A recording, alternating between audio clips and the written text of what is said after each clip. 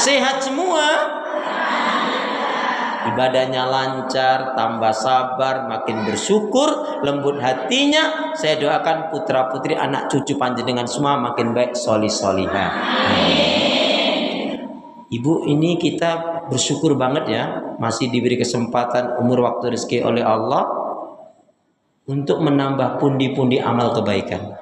Yang itu nggak bisa dilakukan oleh orang tua kita, saudara kita, kakek nenek kita, teman sahabat kita, guru kita yang sudah meninggal.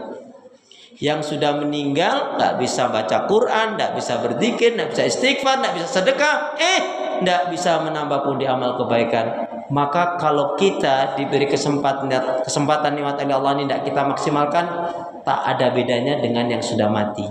Yang sudah mati memang sudah mati, tapi jangan sampai kita disebut sebagai mayat yang berjalan.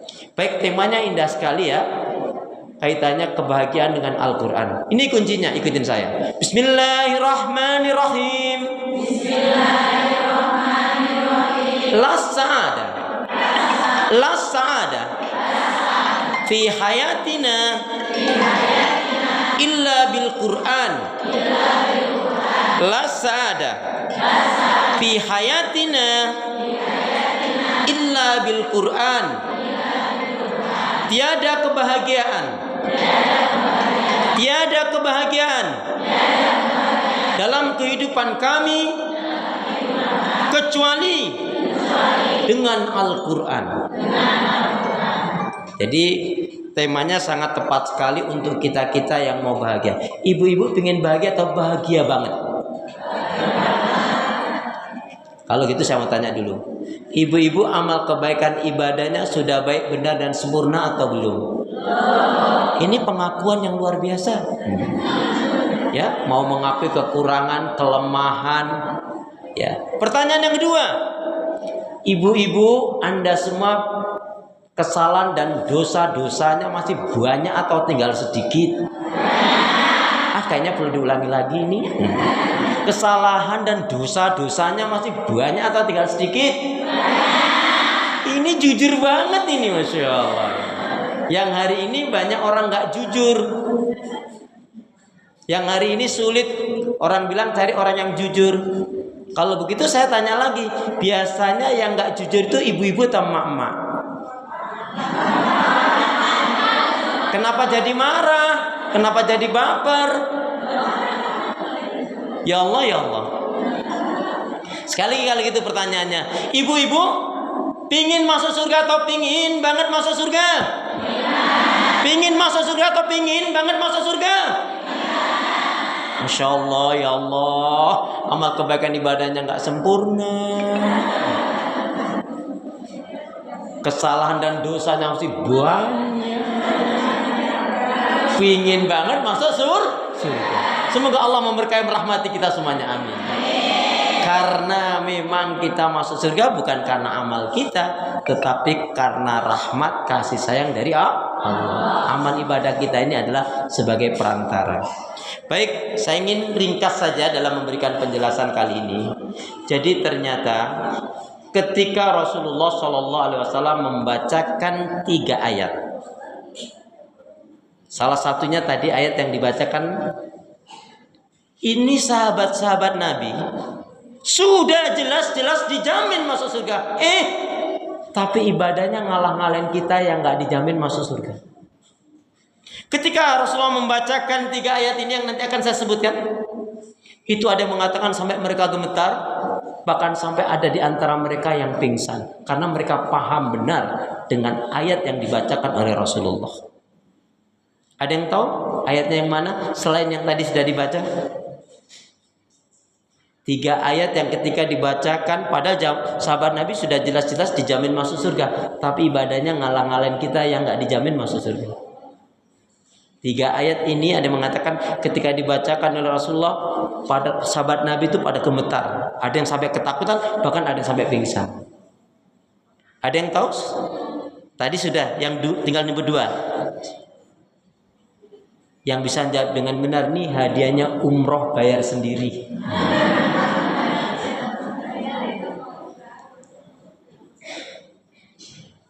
Kalau nggak ada nanti saya kasih tahu. Gimana? Nggak apa-apa saya kasih tahu. Kasih tahu nggak?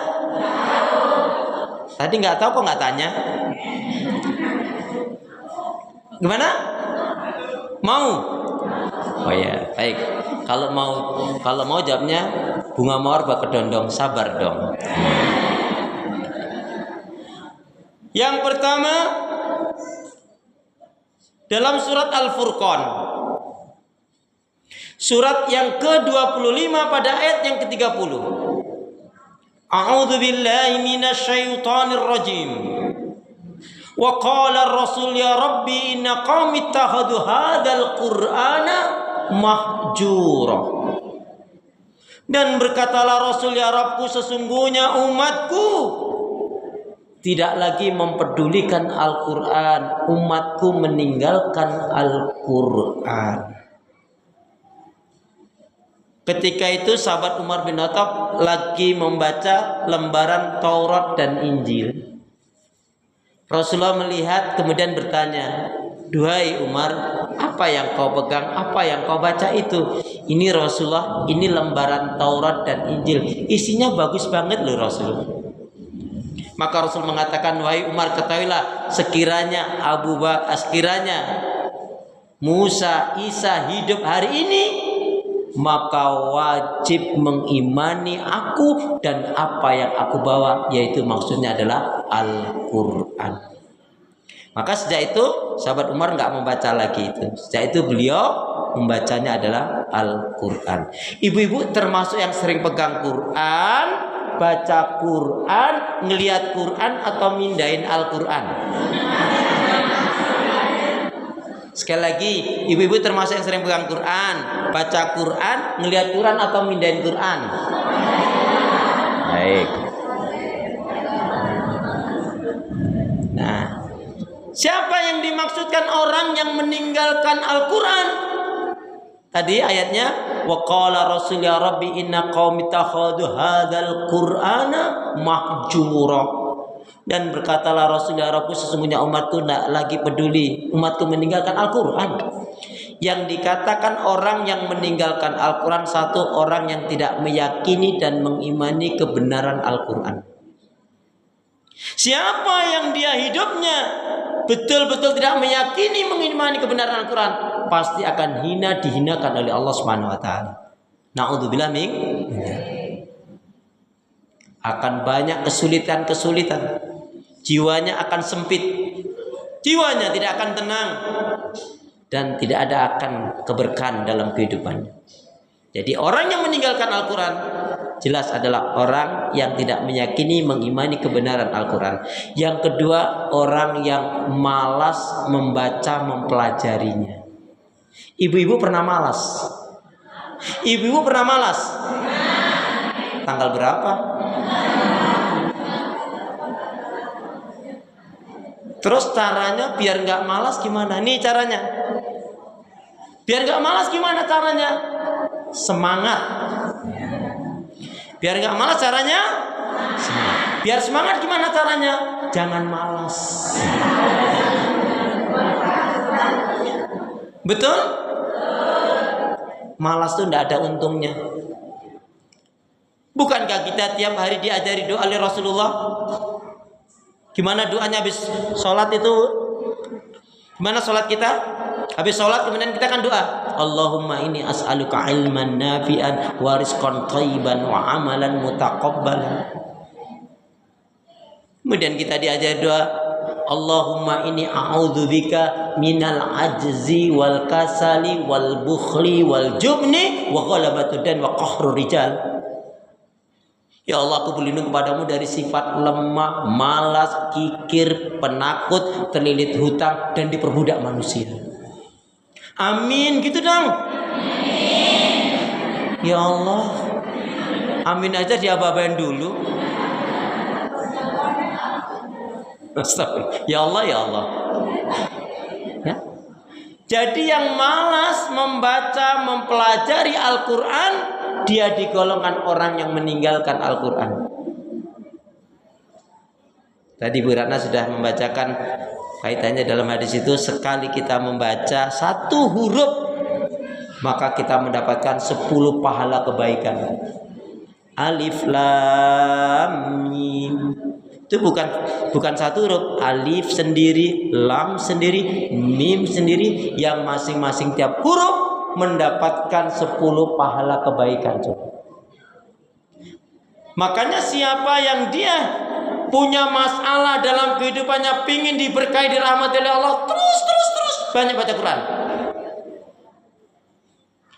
Tetapi baca Al-Quran dengan penghayatan, baca Al-Quran juga dengan pengertian dan pengamalan tentunya. Karena yang kita takutkan, berapa banyak orang yang membaca Al-Quran, hafal Al-Quran, hanya berhenti di tenggorokan. Kenapa? Dia membaca tetapi tidak ada upaya mengamalkan Al-Quran. Al-Quran fi jambin akhar wa nahnu fi jambin akhar. Al-Quran ada di satu tempat, kita pun ada di tempat yang lain. Jangan sampai terjadi seperti itu. Ya, apalagi tadi sudah saya awali, la sa'ada fi hayatina illa bil Quran. Tiada kebahagiaan dalam kehidupan kita kecuali dengan Al-Quran. Ingat, yang ketiga yang digolongkan orang yang meninggalkan Al-Quran adalah orang yang enggak bersungguh-sungguh, yaitu memahami dan mengamalkan serta mendakwahkan. Yang ketiga, orang yang digolongkan meninggalkan Al-Quran adalah yang tidak bersungguh-sungguh, ya, memahami, mengamalkan dan mendakwahkan Al-Quran.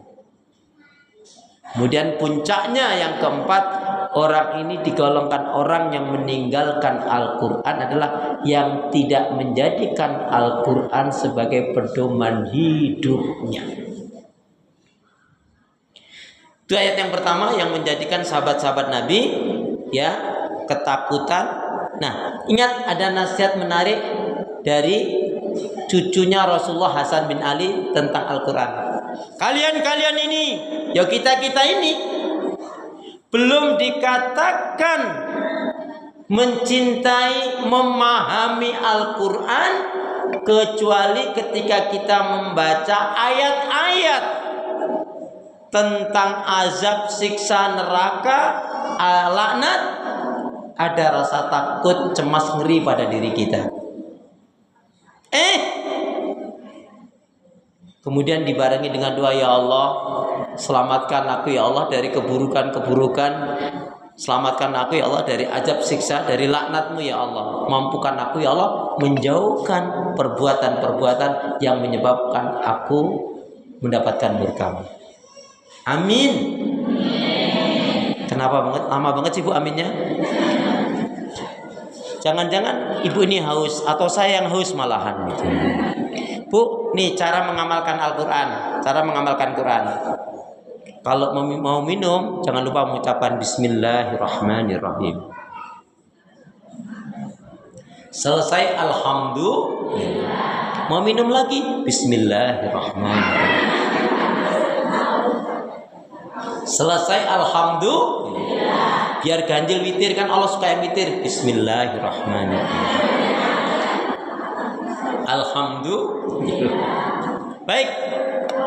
Tadi ya satu ayat dari Al-Furqan, surat yang ke-25 ayat yang ke-30. Kemudian lanjutan dari kata cucu Rasulullah Hasan tadi apa? Kalau tadi kaitannya membaca ayat tentang azab, siksa neraka, ada rasa takut, ada rasa ngeri. Kemudian berdoa pada Allah, mohon perlindungan kepada Allah agar dijauhkan, ya, dari segala keburukan. Kalau membaca ayat tentang surga, tentang kebaikan, tentang rahmat, tentang pertolongan, tentang rezeki, ya, tentang kenikmatan karunia, maka rasa kegembiraan dan mengagungkan keesaan Allah. Kemudian berdoa pada Allah, ya Allah, pantaskanlah diriku ya Allah untuk bisa mendapatkan kebaikan, keberkahan surgamu ya Allah, karena Engkau telah menjanjikannya. Amin ya rabbal alamin. Kemudian ibu-ibu, sebelum kita lanjutkan, ikutin saya doa. Mestinya calon-calon penghafal Quran, calon-calon orang yang betul-betul menginginkan hidupnya sesuai dengan Al-Quran, lazimkan doa ini. Insya Allah kehidupan kita mulai hari ini dan seterusnya akan lebih baik insya Allah. Amin. Boleh ikutin saya. Bismillahirrahmanirrahim.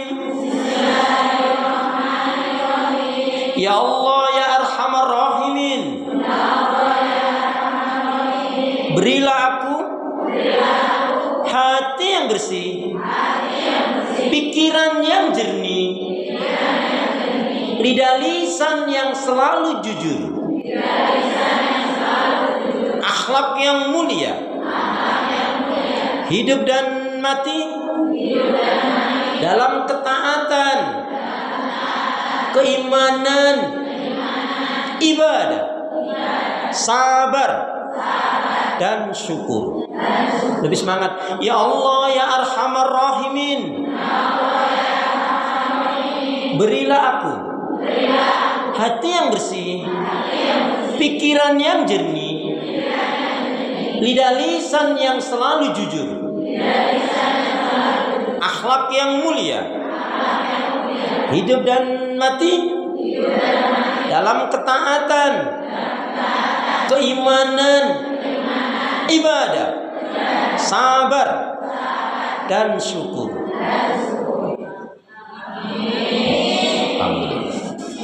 Kemudian ayat yang kedua tadi sudah dibacakan, surat Az-Zukhruf.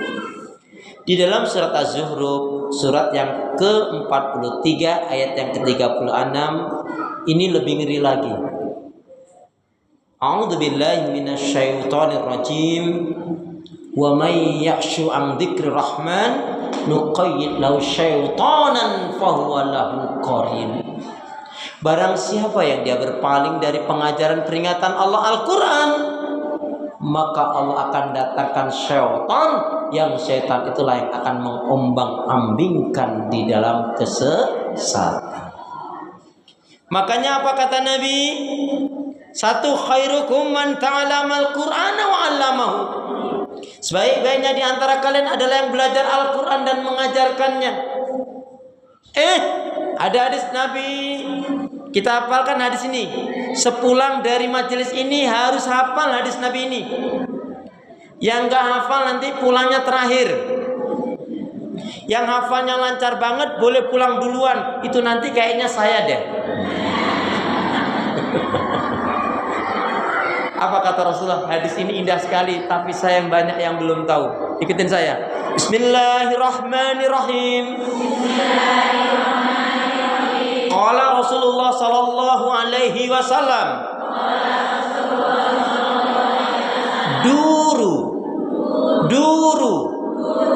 Duru ma'a kitabillah haitsu ma dara.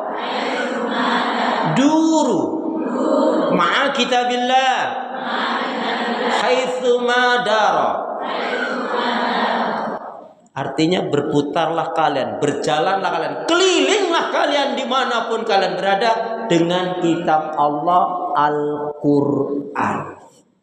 Maksudnya apa? Bukan kita kemana-mana nenteng Al-Quran, tetapi di mana-mana hiduplah kita berjiwa Quran. Quran ada di telinga kita. Berarti apa sih gunanya telinga ini? Allah kasih kita telinga untuk apa? Siapa yang ngajarin gitu? Allah kasih kita telinga itu bukan hanya untuk mendengar titik, tapi Allah kasih kita telinga untuk mendengarkan yang baik-baik dan bermanfaat. Ingat tuh, kalau hanya untuk mendengar nanti masalah. Campur sari masuk, kepop masuk, dangdut masuk, gibah masuk, ngerumpi masuk, fitnah masuk, tausiah malah nggak masuk. Udah kesumpel. Tapi kalau mendengarkan yang baik-baik dan bermanfaat akan pilih-pilih. Tahu? Begitu nggak baik langsung, enggak. Omongannya nggak baik, enggak ada. Ngajak kumpul-kumpul kok malah ngurus hati, enggak. Nehi. Yang dimaksudkan duru ma kitabillahi sumadara, berputarlah kalian, berjalanlah kalian, kelilinglah kalian di mana berada dengan kitab Allah. Apa? Hiduplah sesuai dengan Al-Quran. Contohnya, hidup sesuai dengan Al-Quran itu ucapannya mengandung nasihat, mengandung ilmu, mengandung hikmah, mengandung manfaat, mengandung pada ajakan kepada iman, pada tauhid, pada ibadah, amar ma'ruf nahi munkar, pada zikrullah. Dia nggak akan berkata-kata kecuali apa? Ucapannya tadi mengandung nasihat, mengandung ilmu, mengandung hikmah, mengandung manfaat, mengandung ajakan kepada iman, pada tauhid, pada ibadah, pada Allah. Itu orang yang menyiapkan diri untuk bisa membaca Al-Quran, memahami Al-Quran, ingin bahagia sesuai Al-Quran. Pastikan mulai hari ini lidahnya terarah bicaranya. Mohon maaf, ibu kan pernah dengarkan ada istilah begini, mulutmu lidahmu adalah surga nerakamu. Harimau di hutan sana, di taman safari di Bonbin sana. Betul? Ada lagi nih, poropini sepuh nih, kalau yang dari Jawa mesti ngerti nih. Untuk wanita nih, dengerin Bu. Ternyata orang tua kita dulu, saya yakin kok dia kaitkan dengan Al-Quran. Apa itu? Ajining diri gumantung ing lati, ajining go gumantung ing busono. Ngerti nggak Bu? Ajining diri gumantung ing lati, ajining go gumantung ing busono. Tok. Maksudnya harga diri seorang wanita itu baik dan tidaknya tergantung dari tutur kata bicaranya. Sungguh malang seorang laki-laki punya istri udah kurang cantik, judes, cerewet, bawel, nyinyir. Astagfirullahaladzim, ya Allah, ya Allah. Kemudian cara dia berpakaian di sini simbol dua makna. Memang berpakaian menutup aurat, berhijab, dan maksudnya apa? Berakhlak mulia. Contoh, yang suka marah-marah ibu-ibu atau emak-emak. Itu contoh nyata. Wong ditanya ibu-ibu sama emak, bapak-bapak. Itu kan marah berarti. Halo? Assalamualaikum. Ya Allah, ya Allah. Kalau orang udah hidupnya dengan Al-Quran, tadi bicaranya bener. Kenapa? Karena Nabi juga kaitkan, man kana yu'minu billahi wal yaumil akhir falyaqul khairan aw liyasmut. Barang siapa yang dia beriman kepada Allah dan hari akhirat, hendaknya berkata yang baik, kalau enggak diam. Siapa yang dia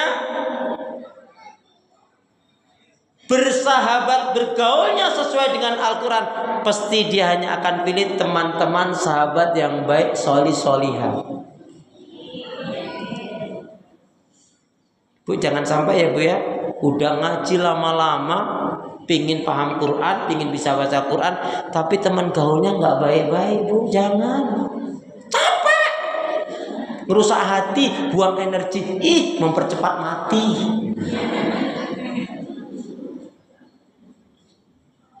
Iya, karena Al-Quran mengajarkan begitu. Apa kata Nabi? La tusahib illa mu'minan. Jangan kalian bersahabat, jangan kalian bergaul kecuali dengan seorang mukmin.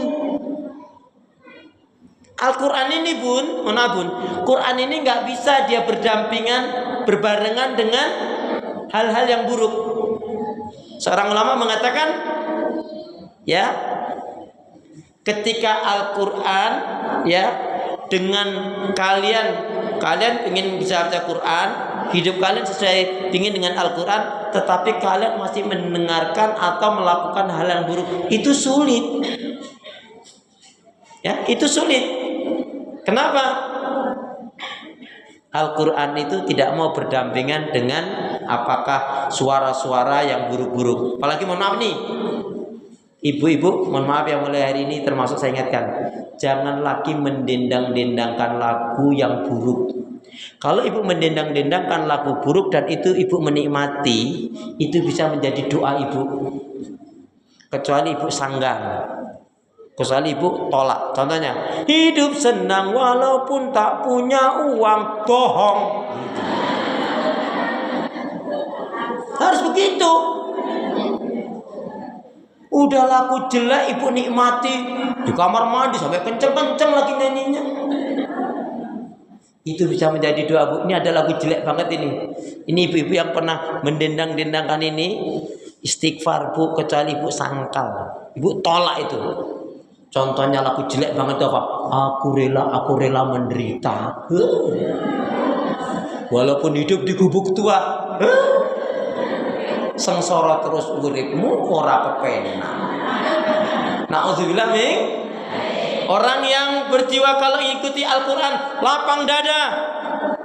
Ada orang yang menyakiti dirinya belum dia minta maaf, dia maafkan. Dia nggak punya sifat hasad, iri, dengki, benci, dendam. Karena apa jiwanya? Nggak ada untungnya saya membenci, nggak ada untungnya saya marah-marah. Tapi kalau saya menjadi pemaaf, indah sekali. Siapa yang dia ngikutin hidupnya sesuai dengan Al-Quran, maka rumah tangganya akan terwujud. Malika rumah tangga yang sakinah, mawaddah, warahmah, baiti jannati, rumahku surga. Mulai hari ini nanti ibu pulang ini praktekkan gimana seorang istri sesuai dengan Al-Quran kalau masuk rumah. Andaikan ini suami ibu nanti ada di rumah, ibu masuk, salamnya coba dirubah. Yang kemarin biasanya salam, Assalamualaikum. Mulai ini kita kan sudah mulai siap dari Quran, harus siap baik. Mulai lembut, Assalamualaikum gitu. Ya begitu, Bu. Kalau ketemu teman tunjukkan jiwa Quran itu jiwa yang baik. Ketemu teman, Assalamualaikum. Ya Allah, gimana kabarnya? Aku senang banget ketemu situ. Senang, tunjukkan apa? Energi positif. Atau jangan ketus jutek. Assalamualaikum, salam. Mana kabar? Baik, mana depan, belakang. Itu enggak Qurani. Ya, rumah. Karena ibu ini betul-betul mau hidup sesuai Quran tadi. Duru ma'a kitabillahi sumadara. Berputar kalian, berkeliling kalian, berjalan kalian dengan kitab Allah Al-Quran. Siapa yang dia mencari nafkah rezekinya ngikutin Al-Quran, pasti dia hanya memikirkan halal dan berkah dari Allah. Itu penting loh, Bu. Karena kalau mau baik, Bu tahu nggak? Ternyata kalau mau baik itu lakukan satu hal. Apa kira-kira? Jika kita betul-betul mau baik, lakukan satu hal ini. Ayo, yang bisa jawab dengan benar hadiahnya umroh bayar sendiri. Kalau kita mau baik, lakukan satu hal. Ayo pura-pura mikirnya, jangan terlalu lama. Ada yang mau kasih jawab? Apa?